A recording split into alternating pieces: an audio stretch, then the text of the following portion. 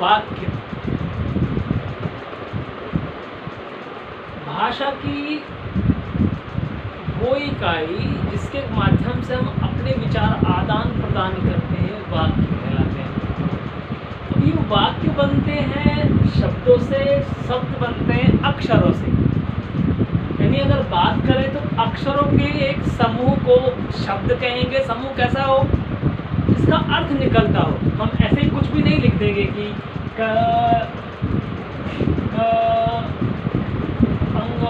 ये कोई शब्द नहीं बना। यानी अक्षरों के व्यवस्थित समूह को जिनका अर्थ निकलता हो उन्हें कहेंगे शब्द।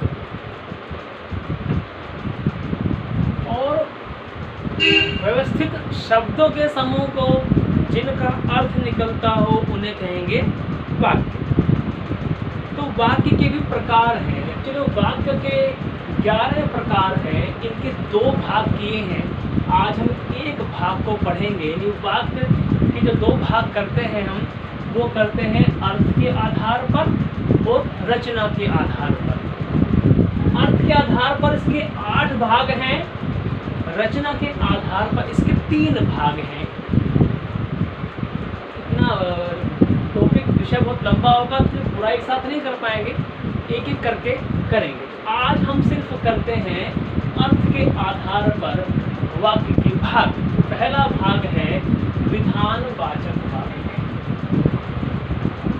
विधानवाचक वाक्य मतलब जिसमें क्रिया के होने की सामान्य जानकारी दी जाए। राम घर जा रहा है, सामान्य जानकारी दी जा रही है।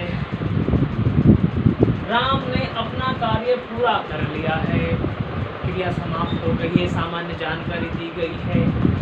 अस्तित्व बोध हो, राम एक होनहार विद्यार्थी है, राम एक लड़का है।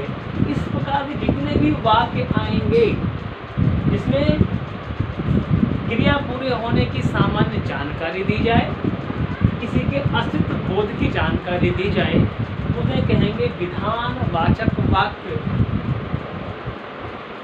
अगली बात करें तो है निषेधवाचक वाक्य। आप सब जानते हैं निषेधवाचक वाक्य तो नहीं लगना चाहिए। इससे पहले हमने पढ़ा विधानवाचक वाक्य, अगर इसको अंग्रेजी में कहें तो असर्टिव सेंटेंसेस।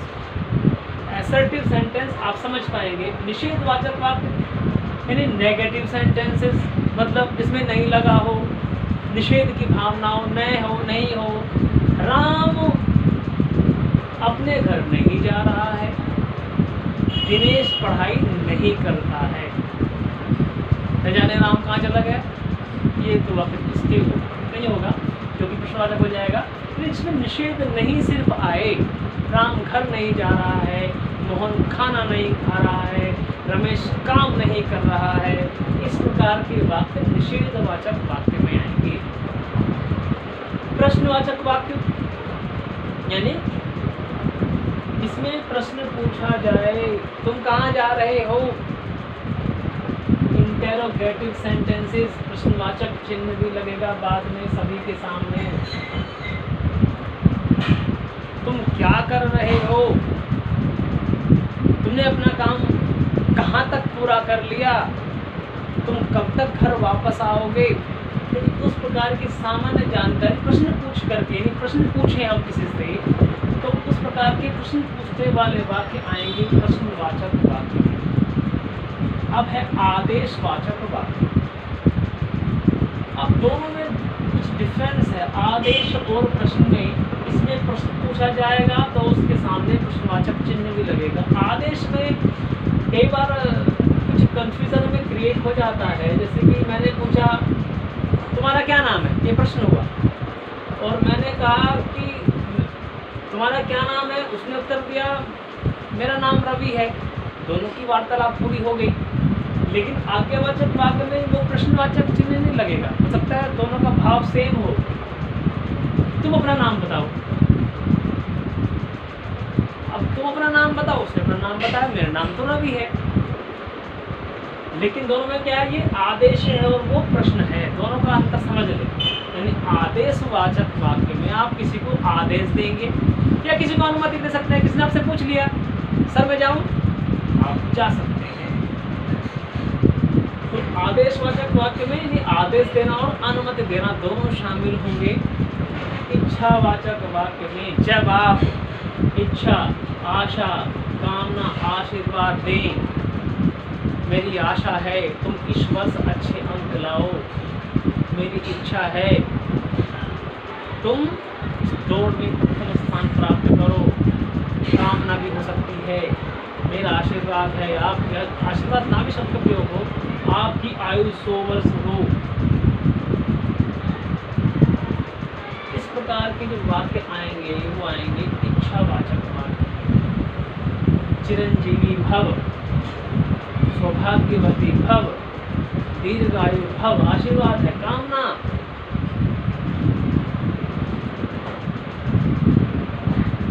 इच्छा, आशा, सभी प्रकार के वाक्य इच्छावाचक वाक्य में आएंगे। संदेहवाचक वाक्य, इसमें आपको संदेह हो, शायद जुलाई में हमारे विद्यालय खुले, हम स्कूल जाएं, शायद आज बारिश हो, शायद हमारा पाठ्यक्रम कुछ कम हो जाए। सीबीएसई ने कहा है कि वो कुछ अपना पाठ्यक्रम लगभग 20 से 25 और 30% के बीच में कम करने जा रहे हैं। तो अब जा रहे हैं करने, शायद हो कम हो, 25% हो कि 30% हो, जहाँ शायद लगे, संदेह हो। संकेतवाचक वाक्य, ये दोनों जहाँ एक क्रिया दूसरी क्रिया पर निर्भर हो जाए, संकेतवाचक वाक्य। इस वर्ष अगर बारिश हो गई तो मेरी फसल अच्छी होगी, पहली क्रिया कौन सी होगी? बारिश होगी। तो दूसरी क्रिया कब होगी? फसल अच्छी होगी। इस वर्ष अगर बारिश हो तो मेरी फसल अच्छी हो जाए। अगर वह मेहनत करेगा तो निश्चित रूप से सफलता प्राप्त करेगा। मेहनत करेगा, पहली क्रिया, दूसरी क्रिया, सफलता प्राप्त करेगा, तब मेहनत करेगा। दो क्रियाएं एक दूसरे पर निर्भर हो, एक क्रिया दूसरी क्रिया पर निर्भर हो, इस प्रकार के वाक्य आएंगे संकेतवाचक वाक्य। कंडीशनल सेंटेंस में कहते हैं, कंडीशन होती है। जिसमें आदि वाचक वाक्य, जब आप उसके अपने वाक्य के आगे ये जो एक्सक्लेमेटरी साइन, इसको एक्सक्लेमेटरी सेंटेंस भी कहते हैं। हर्ष, शोक, घृणा, आश्चर्य, इस प्रकार का आप अपना विस्मय प्रकट करें, तब ये सेंटेंस सारे आएंगे विस्मयादि वाचक।